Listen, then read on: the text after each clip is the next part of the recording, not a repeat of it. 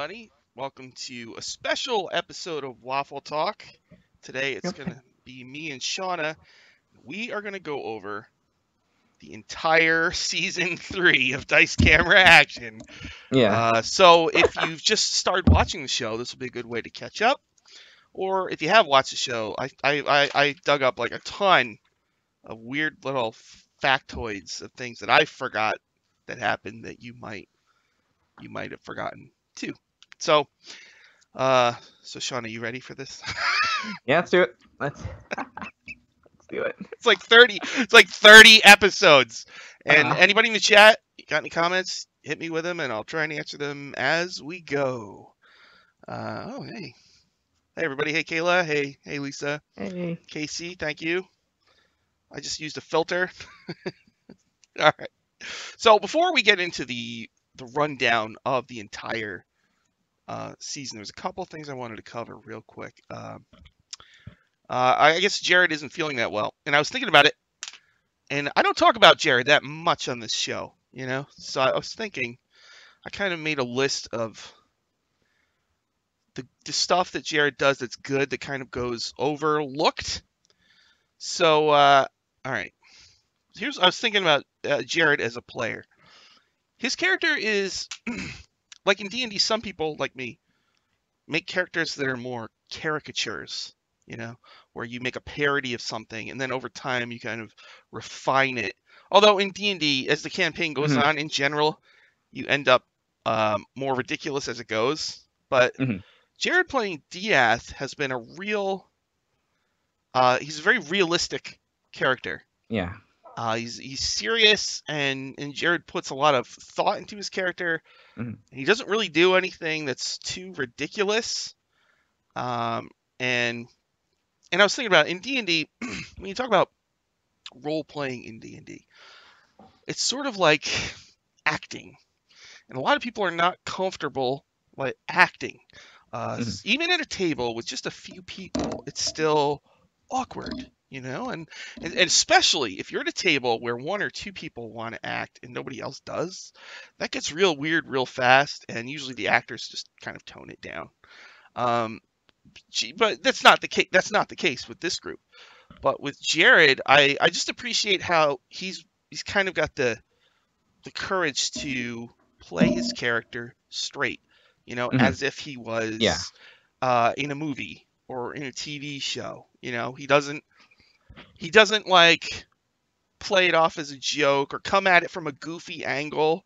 He just goes right in. And I think when he plays it like that, he gives everybody else the space to do the Mhm. same and follow in his wake, you know. And I think that's like a really valuable thing on the show. He gives the show like weight, you know, like a Yeah. serious, real weight. Because I think Evelyn and Strix can be a little goofy sometimes, but with Yeah. him They can. going straight, he kind of pulls them in. And I think it's been a huge benefit to the show. Yeah. There's a definite quiet intensity to Diet that's different than any of the other characters, I think, and that's a little hard because it's not necessarily as showy, but it's always there, and he always plays DS so to character and earnestly, even though it's it might not be the optimal thing to do, but it feels right for the character, and that's where DF is at this moment. In his head is that's a tough thing to keep going. It can be kind of semi draining because it is, like I said, very intense to Hmm. play that type of character. Yeah, Casey says Jared really brings a lot to the table. I agree. An Hmm. air of gravitas. That's the word I Hmm. was looking for, Yeah. Maz. Thank you, Maz. Zombo Lounge, I get the sense he spends a lot of time really thinking about the layers of his character, which gives the DF a lot of depth. Yeah, definitely. Hmm. Like it's not a joke to him. You know, he's there. He gives 100%, and I think it goes unnoticed a lot. But I just wanted to make sure I mentioned that on the show because that's one of the, you know, when you think about what is a good player, that's one of the intangibles. It's hard to define. There's a lot of weird things that happen socially at the table that, um, you know, it's hard to put into words.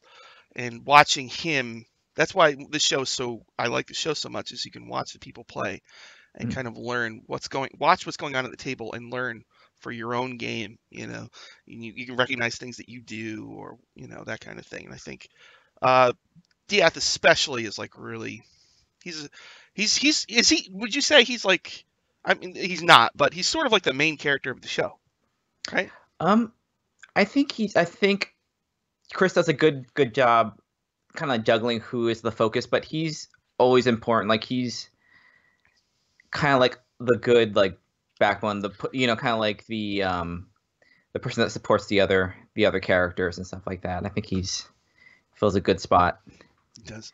Also, on the first live show, he Hmm was so hilarious and just hmm such a good. Because I think on those live shows, I get hung up when I watch the live shows. I listen to the crowd, and if the Yeah, crowd isn't reacting, then I get nervous, yeah. And so the crowd was dead at the beginning, and he took them all the way up throughout the course of the show by hmm himself, just through Yeah. his wit and his. I was like really like him as a performer in front of an hmm audience on top of playing the game was like really really impressive to me, because I had just watched Force Gray with Matt Mercer and real life actors, hmm and he was as good, if not better, than any of them on the stage in front of a live audience. Yes, I remember seeing that, and Jared has, I think, some of the best reactions to what goes on in like the episode stuff. It's always entertaining to like watch him as well, because sometimes it can be kind of like a listening thing, but I always enjoy watching his camera on there. Diath, Zombo Lounge. Diath is the compass of the show. He will always point forward. True. That's very hmm true. He does. He keeps them grounded. Uh, yeah. All right. So I want to talk about that. Another thing I wanted to talk about. I'm not going to go. We got a whole season to talk about, but I just hmm want to get this out of the way. Is Broad strokes. we launched the Dice Camera Action Wiki yesterday. So I have the link to it on the screen, and when this is on YouTube, I'll put a link down below. So the Dice Camera Action Wiki is, just a Wikipedia thing where I went in, I put in every episode, I made pages for most everything, and I made my favorite pages are the page about Diath's keys. I was able to identify every time he used the key and what he used it for. Gutter and the Skizixes, right? So I made a hmm Skizix page, and someone said to me on Twitter, I want to know if anybody knows if this is true or not. Skizix is not spelled Skizzix. It's spelled Skizzix. Is that true? I don't know. I think I've heard it other ways. Yeah, it's one of those things. The spelling isn't necessary. It's been a little while since I saw those episodes, so I Yeah, kind of like the idea that Strix is just kind of like a misread of the name, and the X is the X on that thing. So that's what I that's the way I've kind thought. of read. That's what Hmm I thought. But does that mean technically Strix is a Skizzic? Is that what that means? I Because I don't don't know. like that. I don't know. It really freaks me out because now that we're doing these live stream shows, all these words hmm that I thought were pronounced one way in D&D are Yeah. pronounced a different way, and it goes against, to me, what seems like common sense. hmm Skizix, it's a palindrome, says TK. Hmm. You're right. Skizix is the same forward and backwards. Okay. Well, you know what? That I get it now, and I can see why they did that. That actually is pretty cool if that's how it is. I still don't know what a Kazrim is or how that's spelled. Is Skizix Kazrim? Yeah. I don't know. I assume it's spelled K. I know nobody. I shouldn't waste time on this, but Khazrym. That's how I would spell it, but I bet it's not spelled that way at all. I'm Yeah. sure. We'll figure it out probably once it becomes more important in All right. Thank the you, show. TK. Thanks. You just gave a lot of enlightenment. So on the wiki, I started adding fan art, so I'm contacting people. So if you have fan art and you want to put it on the wiki, just go ahead and put it on, or contact me through Twitter or email me powerscorerpg@gmail, and I'll put it on. I would like one piece of art at least on every episode page. And I also just did season summaries hmm last night, so that way you can like this show, you can Yes. just go read real quick what happened on each season, and there's a link to every episode as it goes along. So that should be good. And what's really Yeah. nice is, we launched it yesterday. There's already a ton of people going in there and adding stuff. Somebody already added the actual stats of the heroes in each Nice. profile page, which was 'Cause- really cool. And even the spells that are on their sheet and all that mhm. kind of stuff. Because one of the Yeah. things I really enjoyed doing was watching all the episodes, and as they acquired equipment, I would put that on their profile page, Mhm. and I would write down where they got it from. So it's really cool when you look at the whole list. You're like the Grung gave them the Horn of Blasting. Yeah. So it's much more interesting than just they have a Horn of Blasting. It's like, no, this is from the Grung. There might be frog designs on it or whatever. Yeah. And 'Cause it's really cool when you see their equipment and where they mhm. acquired it from and all the stuff they've done. Like, it makes you feel like they've done a lot, and there's a lot of history going on. Yeah, it's Okay. it's it's good to kind of like keep track of that stuff because like even like the inventory, I think even they forgot what they had on them, and it's good to kind of like have all that stuff on access if you need it. Okay, Flower King. Okay, this is a great question. All Mhm. right, so there's a monster in D&D. It's like a dragon, but it doesn't. It's like a dragon, but it doesn't have legs. It is a tail stinger. It's called a Wyvern. I say wyvern, but some people say wyvern. Wyvern, yeah, I think I'm Wyvern. Like Flower King I don't. says weavern, which I've never heard, Mm. but it could. I don't know. It could be. Kayla actually says I can use her art. Thank you. I will. That's awesome. I will put it right in there. I think they have on what was it D&D Beyond. I think they had Mercer. I don't know if that's up yet, but doing like the pronunciation guide, which is incredibly helpful for like a lot of the Forgotten Realm monster names and terms that I'm not good at. It really bothers me. I really, because some words are like, that's not how it's sigil. It's not sigil. I know it is sigil, but I can't help Yeah. myself. It makes me want to Hmm. barf. All right. Now they just showed at 7 o'clock. Some of you might have saw on the D&D channel the season 4 intro. So, Yes. Shauna, did you see it? Yes, I did. I saw that. What it is wonderful. It's very, very Cowboy Bebop, which is kind of awesome. Can you In the opening. describe it for people who didn't see it? It's a lot of their the characters kind of like in silhouette on colored backgrounds, kind of doing like their signature move. So like Strix uses a fireball, Dieth throws a dagger, Evelyn like has like swings Lightbringer and not Light, but the Lightfall. what was it the axe Lightfall. and Lightfall and Dieth drinks, and it has waffles, and it has like toward the end a bunch of like different like silhouettes and stuff like that. So it's kind of like a cross between like the Cowboy Bebop intro and kind of like those initial like early iPhone commercials. That's what kind of gave me that feel, and there was like a Right. little bit of a jazz I took soundtrack notes. to it. I took notes real quick, right? So it's all silhouettes. Mm-hmm. So they showed the heroes. Evelyn was glowing, and then they showed waffles in a graveyard. Yeah. Then they showed a beholder, and the Mm-hmm. beholder you could actually see its eyes and teeth, Mm-hmm. and it's like, it's funny because I was thinking about it. They have never fought a beholder, and Mm-mm. they're at the right level to do it now. I think. Yeah. I would really like to see them fight a beholder and see how that goes. I Mm-hmm. mean, if it's got the anti-magic cone pointed at Strix, they're in huge trouble. Yeah. Well, And two of them are magic, so like it's if they're going to Waterdeep, that might mean that we're gonna see Xanathar, the Mm-hmm. Beholder Crime Lord, who's Yeah. Xanathar's guide to everything.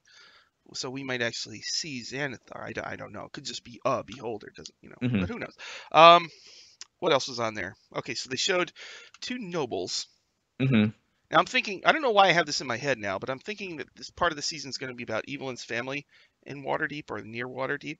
I could be Mm-hmm. wrong. So there's 2 nobles walking away, and I was kind of wondering if maybe that had to do with her Yeah. family. And then they showed a sort of noble person wearing a hat with a feather in it, and they had a rapier. Or I'm probably saying that wrong. Rapier. I don't know. Rapier, whatever. And right, Kayla said It's it. Draxel. It's Jarlaxle. So- Jarlaxle is Mhm. I don't know that much about the realms, but Jarlaxle's from the Drizzt books, right? Yeah, I think so. I think the reason I really know who he is because he's in the Idle Champions game. Oh, okay. Yeah, All right. and he has those colors. I think that's why it kind of looks like it's a purple background and it has like the hat and everything. From what I understand in the Drizzt books, He has all these other characters that it seems like the author is as much interested in as the main character. So Mhm. it's kind of like you have like 25% of the book is about Drizzt, and then there's like Jarlaxle and Catti Bree or whatever, and all these other Yeah, people that he those likes to names. use as well. So that's really interesting. If Jarlaxle is going to be on the next season, I should probably read up on that. I don't. I don't know. There's I'm so not much a. stuff I'm, to read on. I know that I'm not a realms guy. I'm just not. Yeah, I try, but I'm not been into it. Okay, so that's what we gleaned from the intro. It was short, and the music was like there was like a guitar. It was kind of a. yeah. I'm not sure. The thought I got from it, like there was a Zentarum like symbol in there, like the serpent, like there was a silhouette that grabbed it. Like the feeling I got from that last part of the intro is like it seems like it's the factions from like the AL and stuff like the Adventures League. 'Cause there's the money for like the was it or the crown or there's or the gauntlet. There's the Order of the God I Gauntlet. Yep. um what's the The factions. So there's the yeah, the Harpers, the factions, Order of the the Gauntlet, Harpers, the mhm, Emerald Enclave, like the Zentarim, and and the one other one. I have a character in this. This is frustrating me. Really? Yeah, like but yeah, it seemed like it had all those factions and stuff. And I think during the interview that they had with the animator, apparently they gave Lord's Alliance. Yes, thanks, Merciful DM. Thank you, Lisa. Lord's Um, Alliance. That's right. but they apparently gave the animator a lot of like leeway in what they want, what he wanted to do, or what. So I don't know if necessarily that's gonna be the silhouettes that happened are gonna be indicative of like what's happening in the season. It just could be like for flavor and for like this is D&D things, and those are the most visible things like beholders and like the factions and stuff like that. Could be, yeah. Okay, there. We got all the stuff out of the way. So here we go. We're gonna go over season 3. Uh, if I could just let's see if I could describe the season in just like Hmm. one paragraph. It was they went to Omu Hmm. to take care of the Soulmonger. They got sidetracked when Paulton put on the Ring of Winter and Hmm. became evil. And they followed him into the Shadowfell, and ultimately they lost the ring and Yeah. Strahd, which we'll get to. Hmm. And then they made their way back, and the Stone Sisters helped them fulfill their goal, which was actually just to get Shemeshka her stuff. Yeah. And then along the way, Evelyn kind of ended up destroying the Soulmonger and ending the Death Curse. And then they fought their clones that the hags had made of them. That's right. Did I miss Yeah. anything? That's pretty much, yeah. There's a lot of like side things happening in this season, more so I think than the other two, which are more like straightforward for like the Giants and then Strahd. Was this the best season? What do you think? I think yes, I it was for me, yeah, the best season. I think this season is a lot of them like kind of coming out into like the world and kind of experiencing like, the Forgotten Realms and the other D&D like realms and kind of having to deal with that. Hmm. Zama Lounge calls it a series of suboptimal events. That sounds about right. The show is always very. It doesn't. It kind of Hmm. goes all over the place. Yeah. Like this was based on, this was the Tomb of Annihilation season, Hmm. but they went way off. And I mean, I, Yeah. I think that's kind of the plan. But Yeah. as a fan, when you're sitting there, you can't guess that they're going to end up in Barovia's past, which is very weird when you think Yeah. about it all now that it's all done. All right. So Hmm. okay, so here we go. So we'll just kind of go over each episode and tell me any thoughts you might have, and Hmm. and anybody in the chat, anything, just scream it out. I don't Yeah. care. Cool. But I'm probably gonna blow your mind with some of these little factoids that I pulled up. Maybe. So season 3. It started with episode 62. The group was on an airship with Captain Zandala, one of my favorite guest Hmm. stars. Danny Hartel, she was awesome. And Klaus the Red Dragon had come to get the Ring of Winter because they were with artist Simber, I believe, at the Hmm. time. And Yep. so they called on Shemeshka, who teleported a good portion of the group to Chult to get away from Klauth and to get closer to the Soulmonger, which they needed to shut down. to take care of the death curse. This season is all about the death curse, Hmm. which is this. It's right out of the Tomb of Annihilation.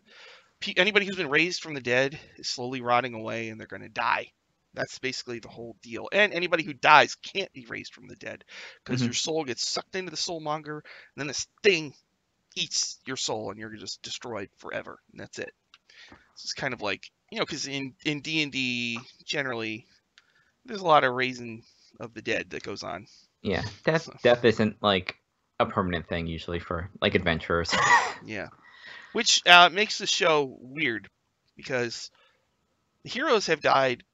Most of them have died at least once already. At least once, Dieth has died twice, and Evelyn has died twice. And when you watch a show and there's no chance that they're not going to die, it Hmm. takes a lot out of the show. That hasn't. I mean, I haven't really felt it too much on this show because I think Mm-mm. Chris does a good job of making things feel threatening. Yeah, And they do have consequences. So if somebody dies, stuff happens. It's not like they just snap their fingers in their back and it never happened. But yeah. still, they've already died once or twice, Hmm. and it's kind of like I think there always has to be that threat that someone really is going to die, and they're going to die for real, and they're going to have to make Yeah. a new character.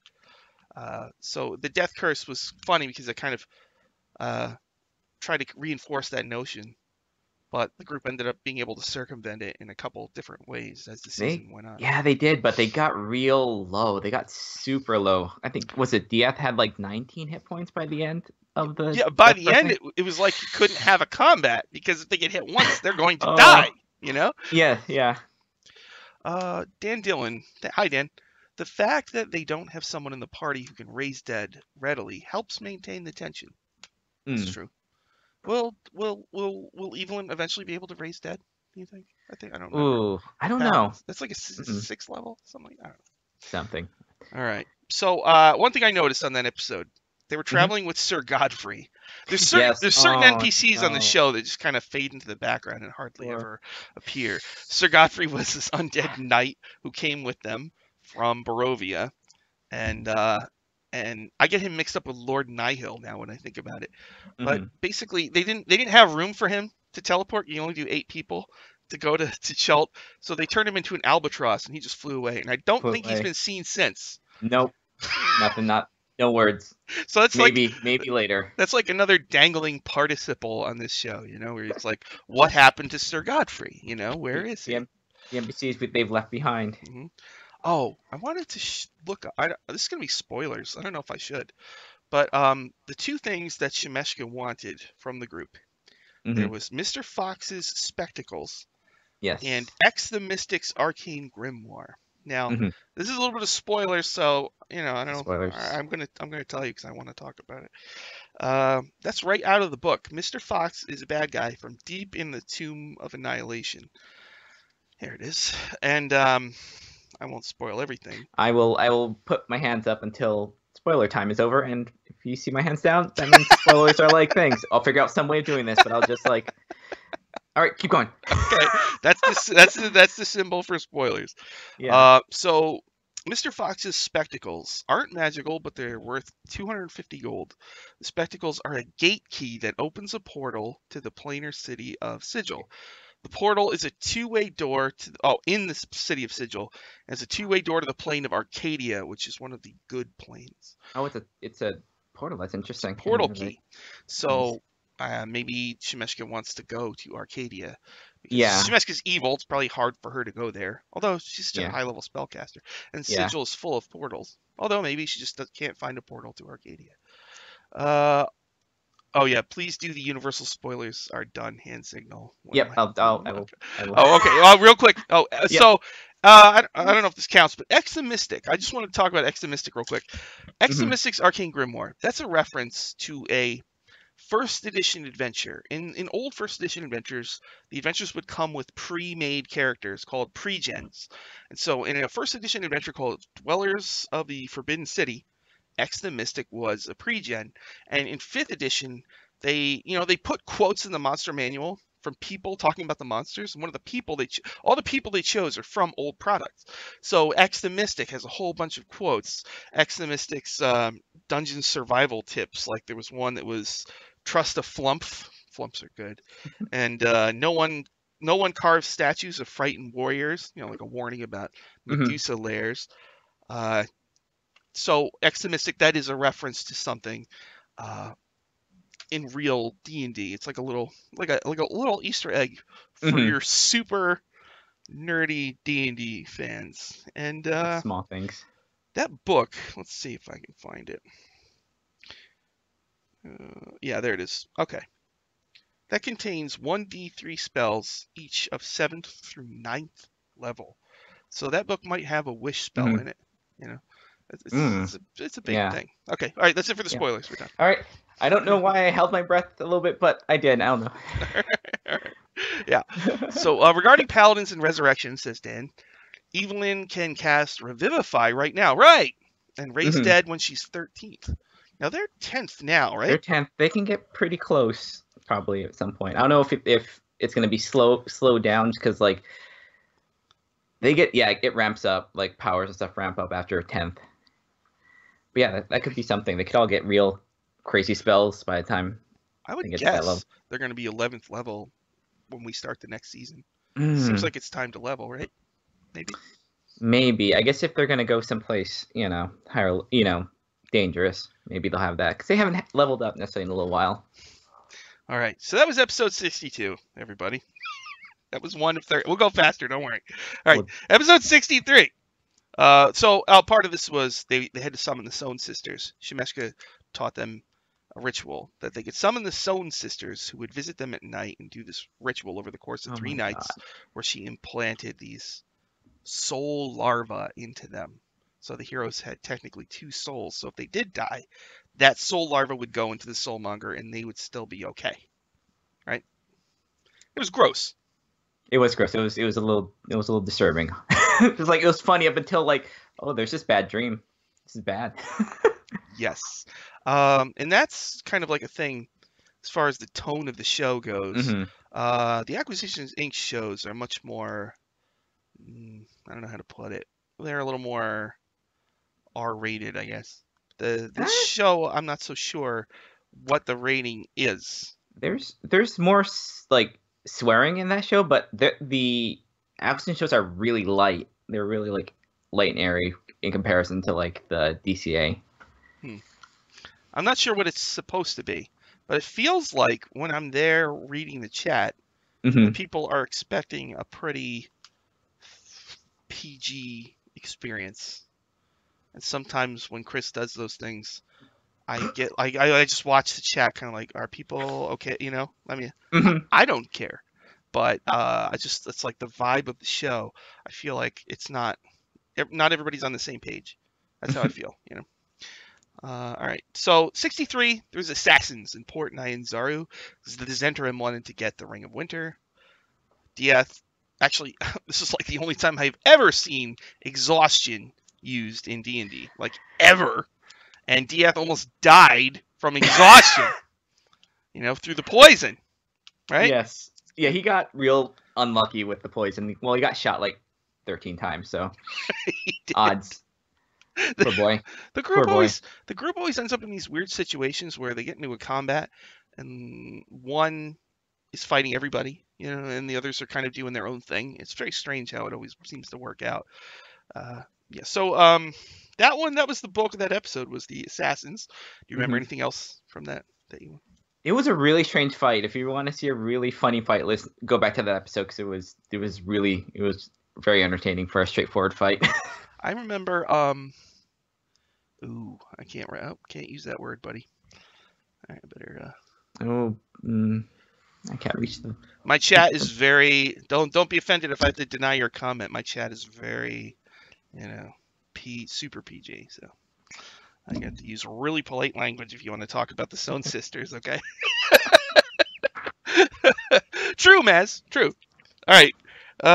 So yeah, that was episode 63. 64. Chumba. Chumba was the guest star. That Oh, was poor Jumba. goblin sidekick of Umbril, who was a cleric that wanted to accompany the group into the jungle. And the Hmm. group kind of got involved in this. There's a place in the adventure in the city of Port Nyanzaru It's called Executioner's Run. So a lot of times when somebody breaks the law, they just grab you, they throw you into this pit, and there's these dinosaurs in it. And if you could run all the way across and get out, then you're done. But you're probably just going to get eaten. So the group ended up in a scenario pretty much right out of the book where somebody who was supposedly falsely accused of being in danger, the group jumped in to help them. Yeah, and then I don't know. It was kind of weird how it played out, that one. It's always weird. Weather combats are always weird. Yeah. Never straightforward. No. And so then what happened was, there's all these undead in the forest, and they attacked the city. And Chris used that kind of as a way to get the group into the jungle. But it seemed like the group wanted to help defend the city. So it was a little weird how that played out. City's fine. No. Yeah. And it's weird because it's like, oh, they had to go in the jungle. So, Oh, they have to go there. Yeah. So 65 was one of the live shows. Now this one, I believe, is the one where there was a technical problem, so we missed part of the show. Yeah. Now I'm pretty sure that was actually reconstructed on Reddit, but I haven't gone to dig that up yet. Yeah, I think they've lost a good chunk from the TwitchCon thing, but yeah, that's one of the ones I think I missed chunks of, I think. But it was Chumba and Wumba. But watching it, I felt like I didn't miss anything because when it came back is when they got attacked by a zombie Tyrannosaurus Rex. So I felt like, oh, okay, we're right here. And the group was with Chumba and Wumba, I think, right? So Chumba is played by Anna's husband, and Wumba is played by Holly's husband, Ross. And Wumba is a really, he's just like a super troll, in the modern sense of the word. And so they fought the T-Rex. Chumba and Wumba both nearly died. But actually, Wumba was swallowed, but Dragonbait saved him. Dragonbait is this mute dinosaur man who was a friend of Artist Simber's. And over the course of this season, he kind of became like the custodian. I don't know what's. Yeah, like caretaker and just kind of just responsible. He also when he can't speak, but he communicates through smells, and he constantly smelled like ham, which is terror and fear. Samba Lounge, Wumba. Yeah, it does feel like a lifetime ago. Yeah, Wumba. It was a long season. What, episodes 62 to 90? It's almost 30 episodes. Yeah, they've all been 30, but yeah, there's a lot of stuff happened. Yeah. In this season. So they fought the gigantic T-Rex, and actually they cast Enlarge on Evelyn, so it was kind of like a kaiju battle where the dinosaur was fighting a giant Evelyn, and it was a fun show. Ross is like a really fun guy. Yes. He kind of brings a lot to the table. Yeah. He's been good when they brought him in. Also, on the Birdcage when he brought him, he's hilarious. So. All right, episode 66. This is where they got to that shrine. Now, this is also right out of the book. It's this temple based on this legend of a man carrying a crocodile across the world. So the shrine kind of has this little trick that you have to learn from the myth in order to get through it without getting murdered by all the traps in there. But still, they pretty much got murdered by all the traps in there. They did. But Chris changed it. And in the shrine, he put a divine elixir was in there. So they get all the way through the shrine, and Evelyn finds the divine elixir. So she drinks it and vanishes. And the whole place starts to collapse, and the rest of the group has to get out. So Chumba dies on the way out, right? He did what Paulton did to, what's his name? The Raven person, just used him as a cushion and killed his brother. Falcon, yeah. Yeah, the Falcon thing, yeah. But Wumba wanted his brother's whistle, so he kicked his brother's corpse's head off and got the whistle somehow. Yeah. And Paulton saw it. Paulton was in gaseous form and saw this all happen. But Wumba did get out. Wumba has a very frustratingly. It's weird because he has so few hit points, but he legit escapes these ridiculous situations, and the whole group kind of gets mad about it. Yeah. So what happened was Evelyn was brought before. Okay, so there's a couple. Evelyn worships Lathander, and there's a few saints associated with Lathander, and that's right out of Curse of Strahd. So there's Saint Markovia, who she met in the crypts of Castle Ravenloft, and Saint Andral, who she meets right here. She goes to some other realm, and Saint Andral gives Evelyn a choice. Right now, Evelyn's in a construct body, so she can either go back into her human form, she can get an upgraded construct form, or and Saint Andra will like put Lightfall back together. Her magic axe had gotten destroyed weirdly when it struck that adamantine heart in Iron Slag, and so she actually chose to get the mega construct Hmm. body. So Which is tough choice. it was a tough choice, but it's the selfless choice, and that's been like something for Evelyn is her doing the selfless thing and also being the most kind of like in control of like the party, like the entirety of the rest of the Waffle crew kind of like feel kind of like lost, and she's the one throughout the season just gets more and more like she's doing the right thing, like she's on the right path. Where I think everyone else is kind of meandering at this point, especially to the finale. She's only neutral good, right? Um, yes, I think so. Like she's not lawful, and I don't It's think she's weird. chaotic. Yeah, Seems like she is lawful good to me in my head. I haven't seen her yeah. do anything.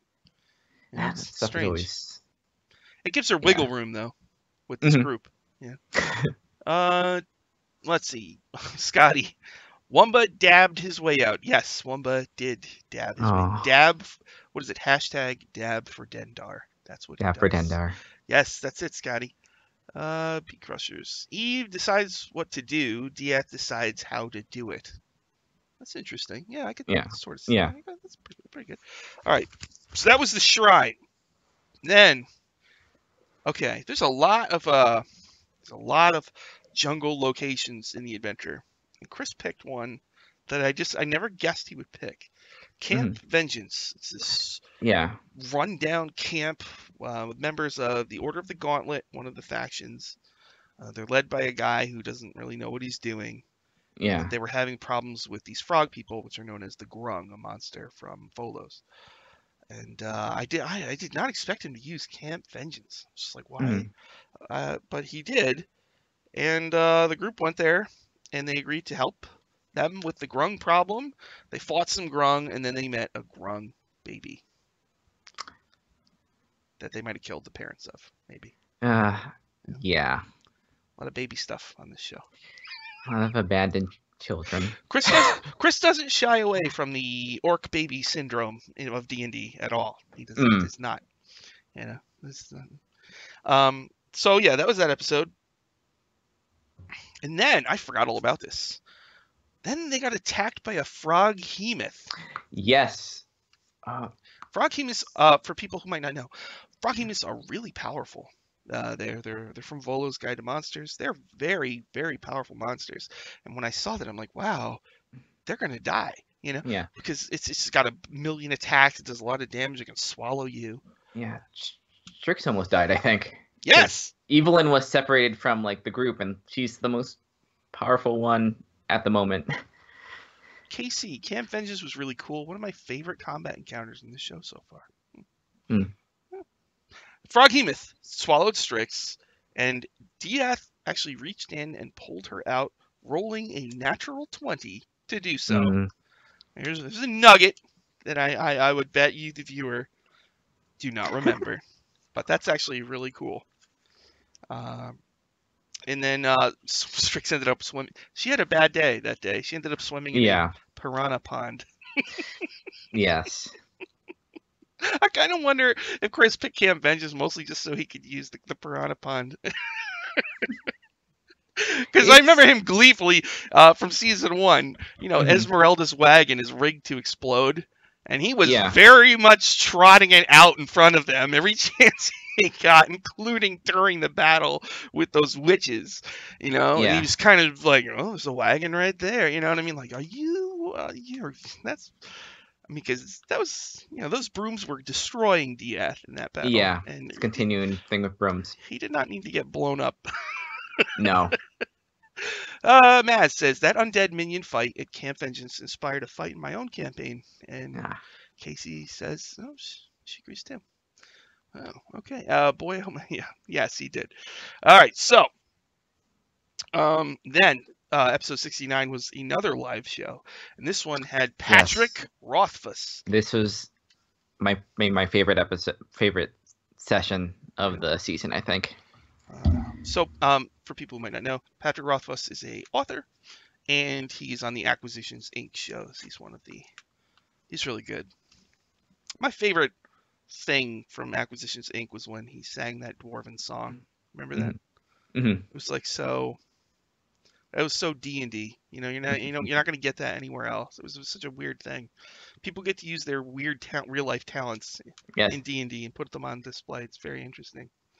All right, so in that one, Strix is being hunted by a Skizik or multiple Skizixes, right? Mm-hmm. So they sent a Mercy Killer and 2 Chronicers. So Mercy Killers are a faction in Sigil, and in second edition, they were sort of like the executioners of the city. The Harmonium was another faction called the Police, and the Mercy Killers kind of dealt with the people who were arrested. So a Mercy Killer was sent and brought 2 creatures I've never heard of before called Chronicers Yeah. that are from Mechanus, which is the lawful neutral plane where the Modrons live. And he described the Chronicers as creatures who impose the will of the multiverse. So I was thinking about it. I'm like, why would they want to do this? But if Strix and Dieth have to be kept apart, or else the multiverse is going to explode, then the Mm-hmm. Chronicers obviously want to keep them separate, and they would want to come and pull Strix away. Does that make sense? Yeah. Was that the first time that stuff kind of like came to light? The whole like Yeah. Well, you know what's Lorcatha. funny? The first Mm-hmm. time the Skizixes really got explained was in the Acquisitions Inc. podcast, Enter the Trash Witch. Oh, that's right. Yeah. That's where we learned, a lot of Skizik lore. It seems Mm-hmm. like is that everybody in the chat is saying this is their favorite episode of the whole season. Yeah. Is that It right? was. Yeah. I love that episode. It was really funny because I think no one expected Chris to like go to Sigil because I remember Anna and Holly throwing out the frogs, like these little like plastic Yes. frogs. Hmm. Like, oh, we're gonna have this fun time with the scaring the Camp Vengeance guy and like having fun. And it's like, Nope. it got real serious. That was one of those like turns that you Yes. really didn't expect at all. Yeah. Nothing trumps Total Recall. Oh, we'll get to that one. Don't worry. All right, so they actually did pull the group into Sigil, Mm-hmm. but they killed the Mercy Killer, and the Mercy Killer had this weird power where he became blood mist. And Chris just plain explained that if the Mercy Killer got back to the headquarters, it would reform and come back after them. So they actually killed the blood mist thing. I don't remember that from second edition. So this is all sorts of weird stuff that we're probably going to read about in future products. So it's kind Mm-hmm. of really fun to kind of catch glimpses of it and pick Yeah. it apart and stuff like that. So while they were there, so they're there very, very briefly, right? Mm-hmm. So there's this crowd that gathers. So the one person watching is an Azamar. When Dieth looked at this, an Azamar is a half angel, right? So when Dieth looked at the person, they just looked like a human. But Carrick, for some reason, when Patrick Rothfuss's character looked, he saw half angel, half human, like half the face was angel. And Chris said that Dieth could recognize this person as the person who gave him his mysterious key ring way back in Mm-hmm. his origin story before the show even started. So that could have been Ashton, right? Um, I who knows? Like maybe yeah. Ashton was just maybe one of DS like reincarnations. We haven't really been clear on that. Yeah, the whole Dieth story is not, the Lorcatha side of the story is not really fully. But for people who don't know, there's the Skizixes and there's the Lorcatha. Skizixes were a human clan linked to devils. Lorcatha were humans linked to angels, and somehow it ended up where the Skizixes made a deal, and now they're tieflings and they have devil servants. The Lorcatha, there's only one Lorcatha apparently left, one soul, Mm-hmm. ancient soul, and I guess it goes from body to body or something. I don't know, but right now most of it is inside of Dieth, I guess. I don't Part know. of it. We don't know the Good whole story majority. yet. I'm sure I'm missing something. And there's also so we know 2 ancestors of Dieth, I think. Mm-hmm. One is Ashen and the other is Dareth. And I Mm-hmm. think Dareth was the one that Shemeshka made Gutter for, the magic sword. I Mm-hmm. think that's how it went. Yeah, in season 2, yeah. Yeah, I put all this together on the wiki and I still can barely keep it There's a straight. lot. There's a lot of lore now. And I feel like, and that's the thing about the wiki people, is I'm sure I'm missing a lot of little details. So Because I please go in there. Because I always forget how many keys Dieth has, and it's always good to have like a concrete thing of how many keys does he have now. I can look it up. Mm-hmm. Yeah. Um. Oh, so Time Patches is saying that Carrick might have just made a high perception check with a high DC. So yeah, Hmm. maybe that's all it was, or a divine sense thing, says Dan Dillon. Could be. Yeah, Yeah. and I don't even remember what Carrick's class was or what he his. was a paladin. I don't think Chris is gonna put two Oh, paladins together like that again because they just destroyed that oh, mercy killer. really? Hmm. Yeah, it was. They got good hits on that thing. Oh, and here's where I wrote the Skizzic thing, which boggled my mind. Episode 70. So, the group is trying to get to Omu because that's where the Soulmonger is. So what they do is they go to this place called Oralunga. There's an oracle there who apparently will tell them how to get to Omu, and they can tell them all sorts of secrets. So they get to Oralunga, and that's also right out of the book. And they have to make their way up the steps, which are trapped. It's a fun little thing. And they make their way up, and the oracle is a Naga, which is a snake with a big lady head, and she tells them a bunch of secrets. Oh wait, sorry. On the way there, they cross over sacred ground Ah, dedicated to Dendar. And Dendar is yes. this evil goddess, like a flying snake thing that wants to eat the sun, but she's trapped in another plane. Wumba worships Dendar, so they're walking in the sacred ground, and Wumba like drops a net on them. Like, Just Wumba, you're gonna die. But then all of a sudden, Dendar shows up, the giant, incredibly huge snake, yeah. and Dieth or Evelyn casts Compelled Duel Mm-hmm. to fight Dendar 1-on-1. That was so Yes. awesome. Yeah, that's been a theme for the season with like past this for Evelyn's fighting gods one on one. Yeah. So Wumba, I think that's where Wumba got eaten by Waffles, the owlbear, Yes, he got eaten by and waffles. it pooped out the whistle. So now you're thinking, okay, well Wumba's dead, right? So okay, well he got what is coming to him, and we'll never see him again, right? Mm. Episode 71 is where they got to the Ziggurat. So while there, the Oracle told the group about Ras Nissi, who's a big bad guy in the book.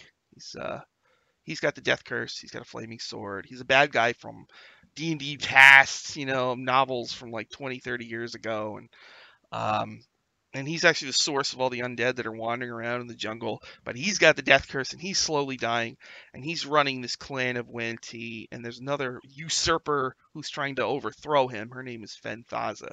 So she tells the group about Ras Nissi, and she tells them about the trickster gods, which didn't really come up much on the show.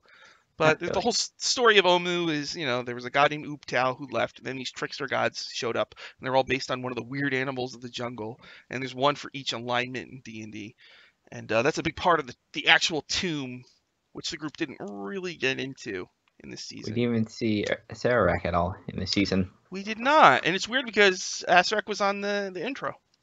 Mm-hmm. So Maybe later. Maybe once they get higher level, we'll hunt him down. eh, he just that doesn't. I would like to see them fight Asarak actually. So I hope that does happen. Um, all right. So she told him about that. She healed the group and she gave Paulton a boon. She helped him shed his skin, so he shed a layer of skin. And he got this weird boon that lasted 30 days. And when I read that, I was like, oh man, does he still have that? Then I remembered when they went to the Shadowfell, like months passed. So Yeah, all right. Anything about the Oracle you remember? it was like the entire trip up the Ziggurat was incredibly trippy, and that was like, yeah, it was interesting. Beat Crushers. You got one good lore dump about the trickster gods. Yeah, Mm-hmm. yeah. It didn't really come up much on the show. Casey, the skin shed. Yeah, the skin shed. Yeah, that was Yeah. gross, wasn't it? Yeah. All right, so where are we here? That was 71, 72. Oh, the beginning of 72, Strix is off in the woods. This was kind of weird. Mhm. She's focusing on her staff, and she was able to transform it into different things. Do you know how she did that? Was that something they just kind of made It up, or? was yeah, it was a ritual. I think that she was trying to imbue the because she had lost her broom. I think she was trying to imbue some of that magic into the staff. Oh, she can turn it into a frying pan, Hmm. a bunch of weird, mundane objects, and I think one of them was a broom, right? Yes, one of them is broom. Hmm. So Diaz was kind of spying on her while she did that.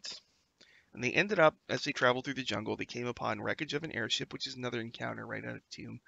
And they went up there, and they got attacked actually by Artist Simber, Okay. who has the Ring of Winter, and the evil of the ring finally overcame him. So now he's just trying to kill the heroes. And so there's this crazy fight on a frozen, crashed airship up in the trees, and they actually killed Artist Simber. They killed another Yeah, lore character. they killed Artist Simber. Yeah, Yes. Dan Dillon. I want to rewatch the Oracle. Yes, I agree. There might have been foreshadowing there. I Hmm. agree. Should Yeah. That's one you definitely should rewatch. I think. Time patches. Somebody posted on Twitter that the clouds the Naga blew out were foreshadowing. Yeah, they came out in shapes. Hmm. Ah, that's right, but I don't remember what the shapes were. You're A right. lot of. I feel like that part. Yes. Yeah. So yeah, you know what? The Oracle. Somebody, should definitely rewatch the Oracle part. Hmm. That was episode 71. Hmm. So somebody should. Maybe I will. Probably not. Going before next season. Yeah. All right. Oh God, we're running out of time. Ready? All right. Although Summer. once we get to the shows that we already talked about, we don't need to Hmm. talk much about them. Yeah. So we're doing all right. The next 73. This is the one people in the chat said they really liked. Yes.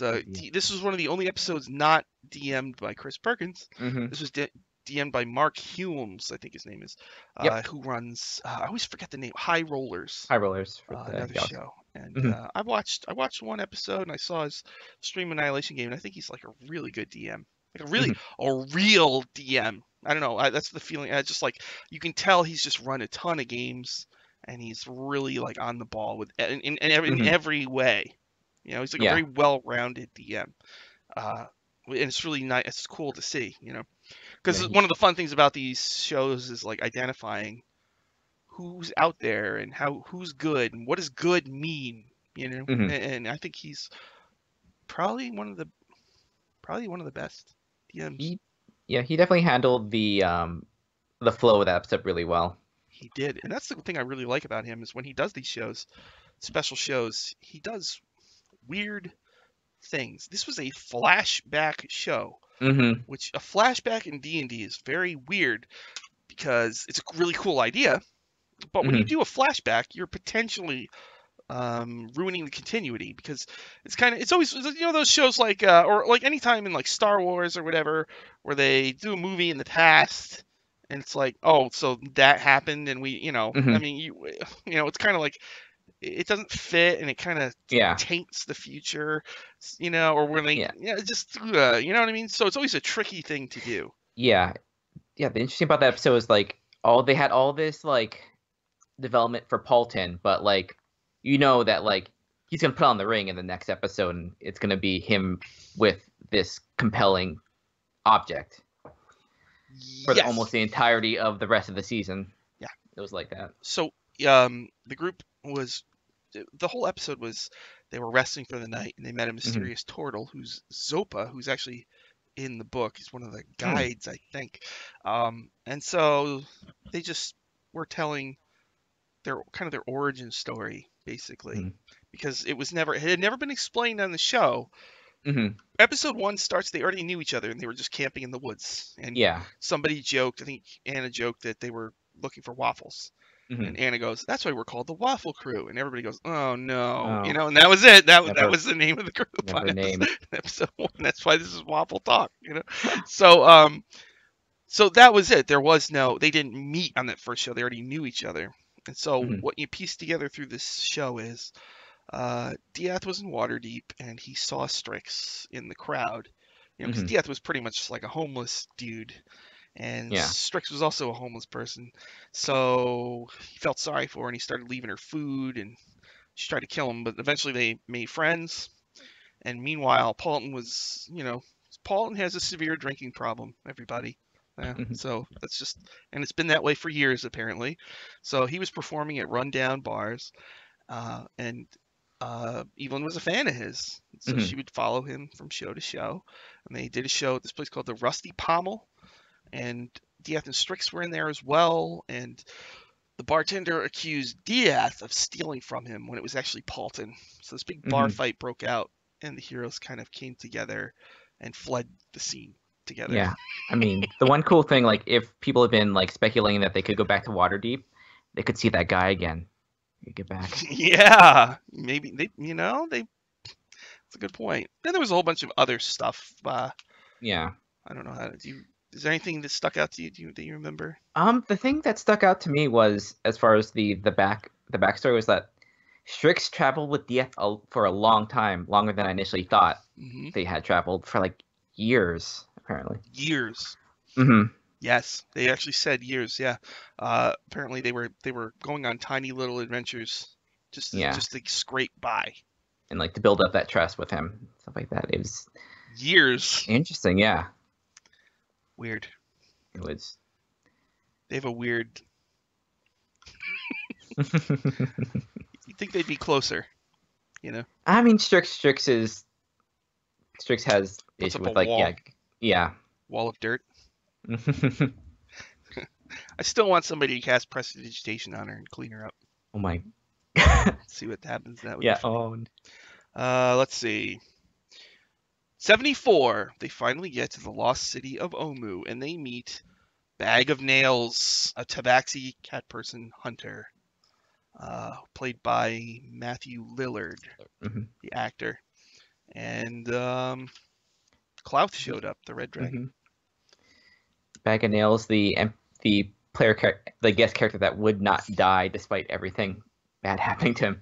He did a lot of epic stuff. He was on, I think Hmm. there were 3 episodes, and he kind of single-handedly handled Klauth, the Yes. Red Dragon. Hmm.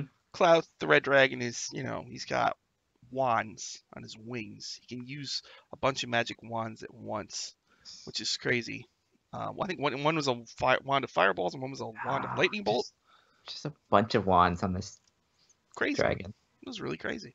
Overkill So, dragon. episode 75, Klauth attacks, and Klauth is there to get the Ring of Winter. Everybody wants the Ring of Winter, right? So I think it was 75 where Klauth is trying to get the ring. The Wan T are trying to get the ring. Frost Giants show up trying to get the ring. And Diaz tries to just get the ring off of Paulton, and that's when it's kind of revealed that the evil of the ring has overtaken Paulton. Hmm. And he won't take the ring off. No. Although there is a point where Paulton was given a severed hand by the Raven Queen, who's his little friend, Hmm. Handrew. So he actually gave the ring to Handrew and threw him into a dimension door, which teleported it like 500 feet away. And Chris ruled that Paulton can use the ring when Handrew has it, Yeah. which is like that opened up Just. a lot. He could have exploited that. I mean, there's not enough time really. He didn't have the ring that long, but Hmm. he did some really cool stuff with that. You know, Yes. like he just be like, I don't have the ring, and then the hand is like right there, like and you die. Icebird. And you'd be like, had to hand it to you, or Oh something my like that. god. It'd be really good stuff. Bag of Nails, he ran away with a ship, and Zombo Yeah. Lounge's heart. Yes. Yes, Uh, and Jim Dark Magic's clone is on that ship. really? There's a lot of things on that ship that Ah, went away. bad. I want Strix to walk into Pernet, Soul's Store, and Critical Role's campaign Oh, camping. just to see what happens. Hmm. I'm sorry, That's I'm not. from the new Oh, campaign. oh, I see. Interesting. I actually started reading recaps of that. James J. Hayek writes Yeah, recaps on D&D Beyond, and they're really nice, it's nice to tidy. have those. It's a 5-hour show. I just don't have the time, but Hmm. I can, in theory, keep up with it now. So, yeah. So that was a 3-episode span where it's just this big, crazy fight, and Klauth wants the ring, but Bag of Nails gets on the airship, and he fires the harpoon and rolls a critical and does tons and tons of damage to Clouth, and Clouth actually has to flee, and it's pretty epic. And then the ship chased after Clouth. Yep. So, and that's the last we saw of Nice. Bag of Nails, chasing Clouth on an airship. It's crazy. So 77, the group flees into the Wan-Ti Fane, which is a dungeon right out of the book, which has, well, I don't want to spoil it, but there's traps in there that are like, you're done, you know. So they sneak in there and they go right into Dendar's temple. They get into a huge brawl. This is where Miranda shows up, a guest star, Rachel Seeley's character, who lasted a really long time. Despite another Chris was another guest character that just didn't die. literally Chris tried Yeah. to kill her once per episode, like literally. Yes. You Stab know? in the back. I mean, fairly, you know, sort of, I guess. I mean, as a DM, if you want someone to die, you just say, "Oh, you're dead." You know, Yeah. you have a heart attack and you die. You know, but Chris, you know, he would throw a really nasty attack at her, and it would miss, or she would survive it somehow, or she would make a saving throw, like a crucial saving throw that was hard to make. It was like every episode for like 7 episodes. So Miranda has this army of vegapygmies, which are like mold people, and they kind of got in the middle of this big fight with the Wan-Ti. And then my favorite episode, which was 78, where there's this blood pool, Strix falls into it, and you see the face of the Lady of Pain from Sigil, and Diaz dives in to try to save her. But it's kind of like, I guess Dendar kind of sent these people to nightmare realms, I guess. Yeah, seems like remains of Dendar in his temple. So Strix goes to a maze where Ubtao is. Ubtao is well, it was weird. It was like Ubtao is the god who abandoned Chult, but this guy Ubtao was like a dwarf dude who said he lived in Sigil, so we don't really know what his deal was. It could have been okay. I mean, it could have just been a surreal thing in the dream. Right? Yeah, I think each of the dreams kind of picked up on like each of the character insecurities and stuff like that. It definitely picked up on that Strix is imagining everything, and that's although like a nightmare. Hags have nightmare powers. That could have been a hag in disguise. Could have been. Like it could have been like Baba Yaga.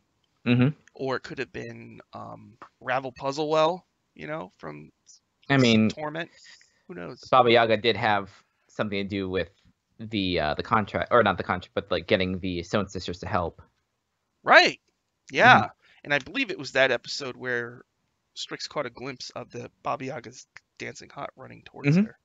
Yeah. She freaked out because Strix, in her origin, she actually lived in Baba Yaga's hut for a year or two, and she learned how to bake. So yeah. So yeah, Strix got pulled in the maze. Evelyn actually went into the tomb, into a really complicated room in the tomb. She didn't really get to figure it out because Wamba shows up. Like a bunch of Wombas show up and just spit in her face. And, you know, just being a real... Because Chris figured that Evelyn does not like Wamba. Yeah. Beat Crushers, Dendar is the god of nightmares. Yeah, he sent them all into their nightmares. And Diaz went to Waterdeep. I don't know if I have this right. It was Waterdeep, but it was snowing, but the snow was going up. And he saw someone in an alley. 2 people. One was, he thought was Strix, but it was Cranium Rats. Yes. Coat. And then he saw someone with glowing blue eyes who looked like Strahd. But that was Paulton? Is that right? Yep, that was supposed to be Paulton, I think. Okay. And he got the sense that, I might have this wrong, Paulton was the ruler of Waterdeep in that scenario? Or he was in control, yeah. I think it was just saying that the ring had kind of like taken control and gotten too strong enough to like overtake Waterdeep.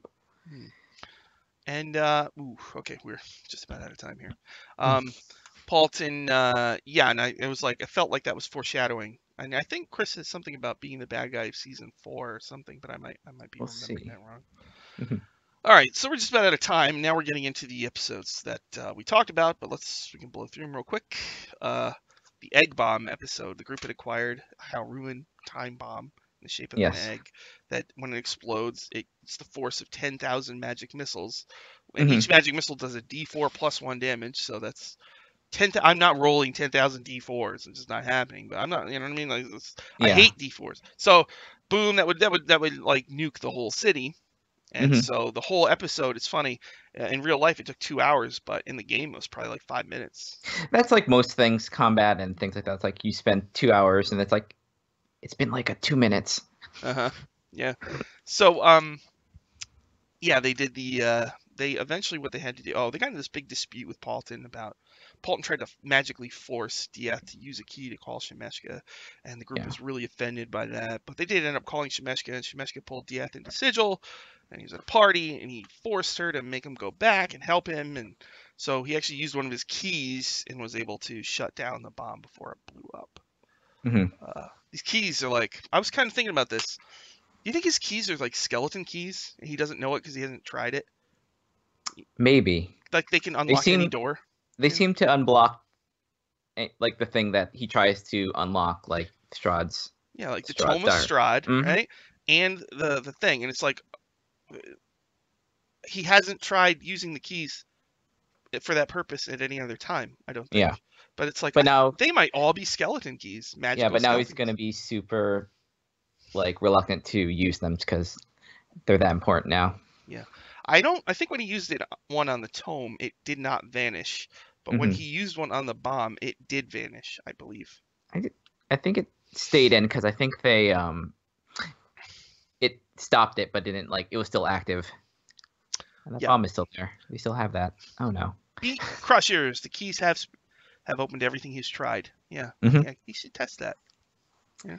Yes. But although again, if it goes away and it goes to Shemeshka, don't test it. Hmm. Actually, you know what they should do? Just sit down for an hour and study it.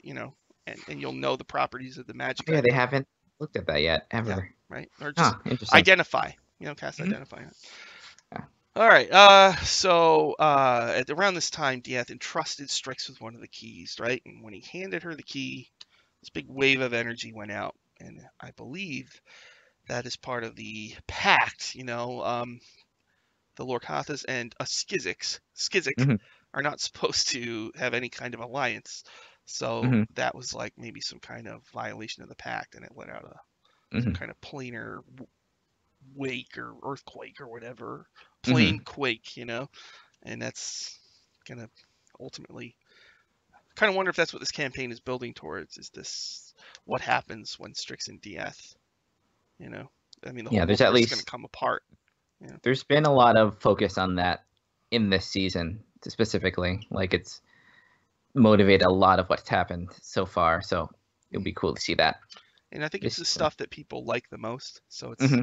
it's all kind of coming together nicely. It's all like character stuff, like intensely character motivated stuff. So it gets them involved and it keeps it intense. All right, so egg bomb key 81. Paulton goes to the Shadowfell. So 81 through 85, basically. Paulton goes. He's got the ring. Hmm. He's mad. He leaves the group. He goes into the Shadowfell. They follow him into the Shadowfell. We learned that the severed hand, is actually from Shigakare, who is Hmm. an entity from Tomb. Chris changed it a bit, but Shigakare was this hero from the past who actually went to the Nine Hells. And there's a skull chalice of his that's one of the artifacts that you can find, a relic in the tomb that has all these weird special powers. Hmm. And I guess the Raven Queen wanted him to acquire that for her. So anyway, they go into the Shadowfell. There's a few episodes of travel, and this is when a month or two passes, and Hmm. Paulton meets up with some Shatter Kai who agree to help him fight the rest of the group. So they're at this bar, and along the way, the group who's following him runs into Ezek, Strix's sister, and Ezek, it turns out, now has the Strahd puppet, which the group had sent Drizzt. They gave it to Drizzt. He went and took it to Gauntlgrim where it would be safe, but it Hmm. apparently wasn't safe. Ezek somehow stole it from Gauntlgrim. Hmm. I Who don't know how. knows? How did that happen? Imagine if I don't, Ezek beat up Drizzt. oh, I don't know if they allow that. So Drizzt must have given it to somebody, and Hmm. then Ezek got it from that Hmm. somebody, I guess.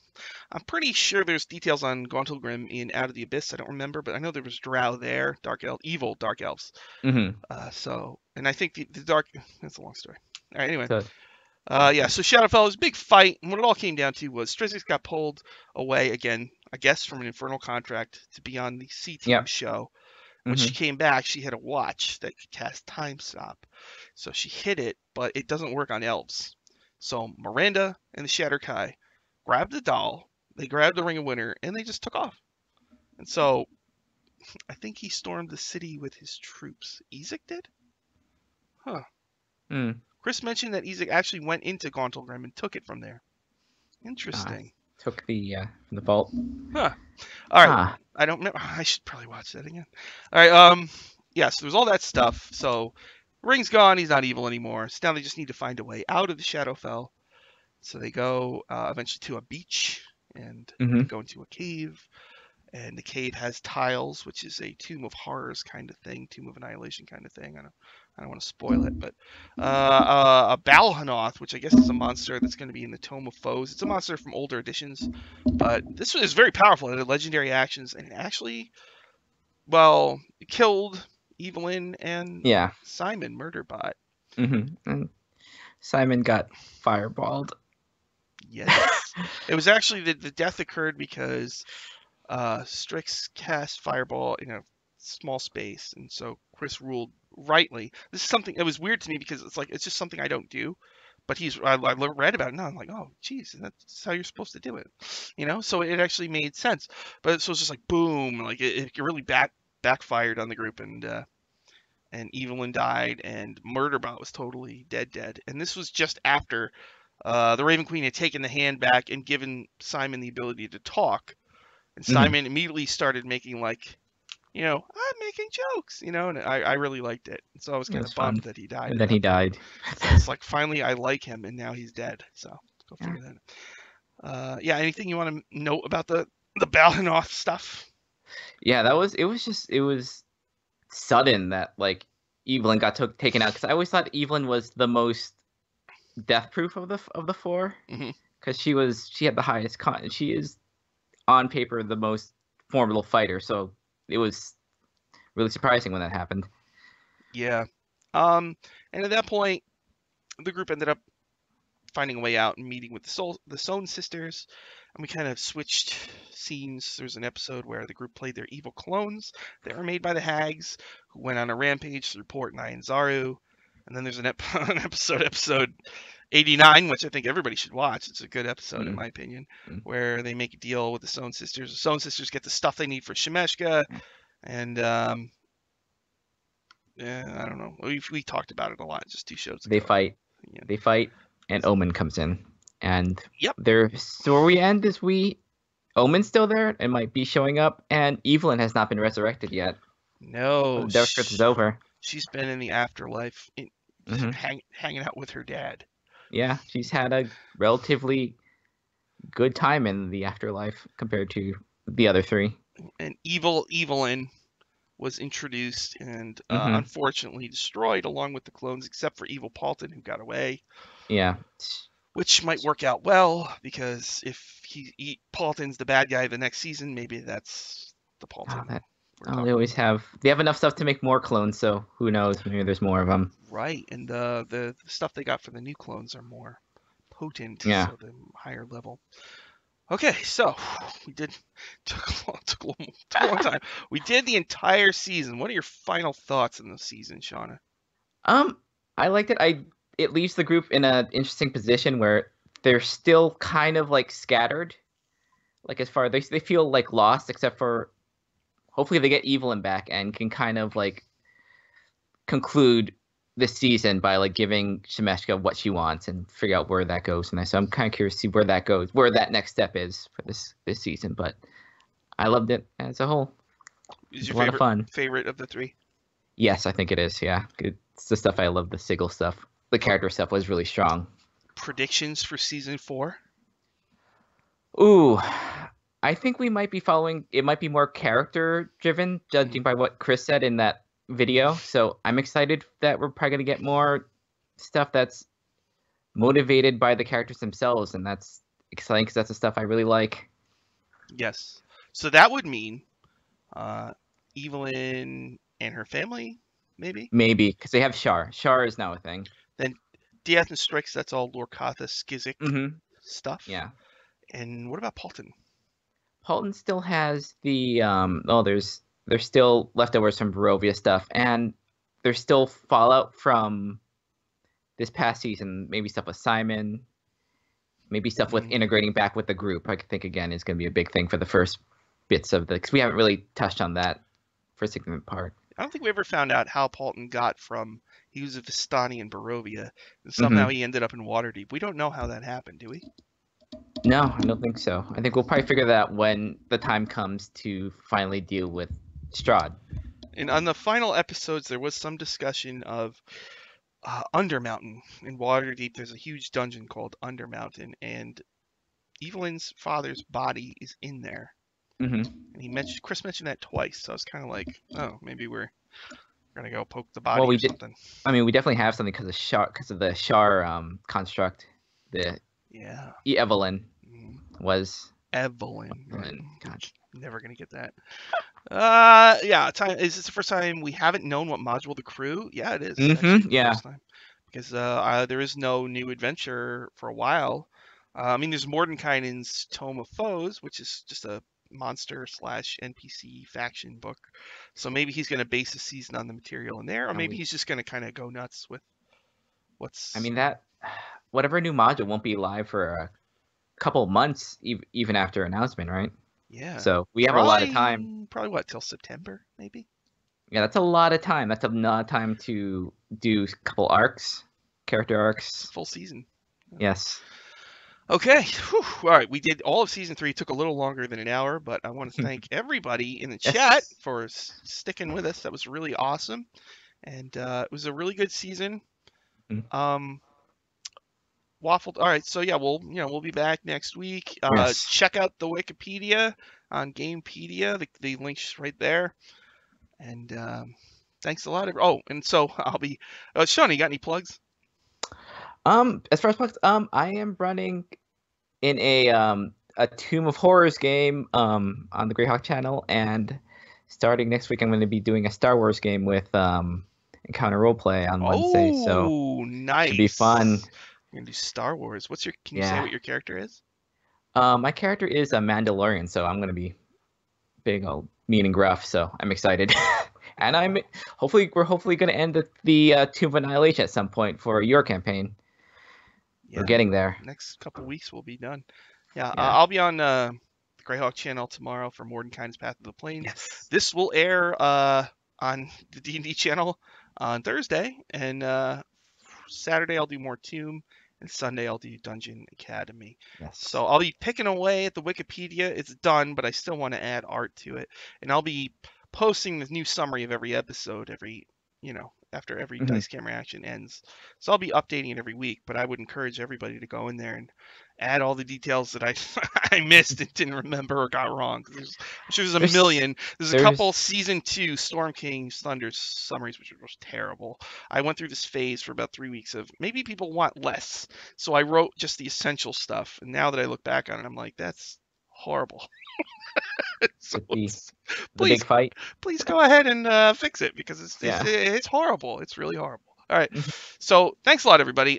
Thank you, Shauna, and we'll see you all next week for season 4. Okay? Yes, season 4. All right. Bye.